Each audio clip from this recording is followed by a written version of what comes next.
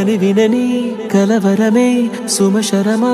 এই প্রথম শক্তিশালী কোনো চরিত্রে অভিনয় করতে চলেছে কিয়ারা আদভানি। এটি তার ক্যারিয়ারের অন্যতম একটি সিনেমা হতে চলেছে। ভারতীয় চলচ্চিত্র শিল্পে ধীরে ধীরে নারীর চরিত্রগুলোকে শক্তিশালী রূপে উপস্থাপন করা শুরু হয়েছে। তবুও শঙ্কর পরিচালিত অত্যন্ত প্রতীক্ষিত সিনেমা গেম চেঞ্জার কিয়ারা আদভানির চরিত্রটি নতুনভাবে উপস্থাপন করতে চলেছেন।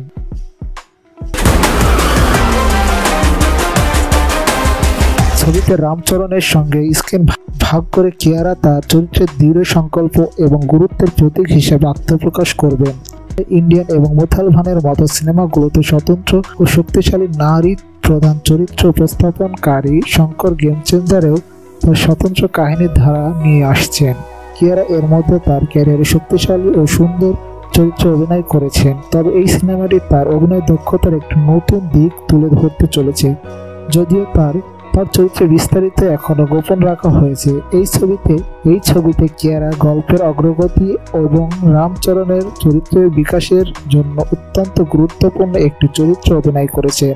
গেম চেঞ্জার ভারতীয় চলচ্চিত্রের লিঙ্গভিত্তিক ধ্যান ধারণাগুলোকে চ্যালেঞ্জ করার ক্ষেত্রে একটি গুরুত্বপূর্ণ মাইলফলক হিসেবে প্রমাণিত হতে চলেছে, যেখানে নারী চরিত্রকে শুধু পর্দায় উপস্থিত নয়, প্রকৃত ক্ষমতা এবং স্বাধীনতা দেওয়া হয়েছে। এই সিনেমা দর্শক এবং সমালোচকরা তার চরিত্রের প্রতি প্রত্যাশা নিয়ে অধীর আগ্রহে অপেক্ষা করছে।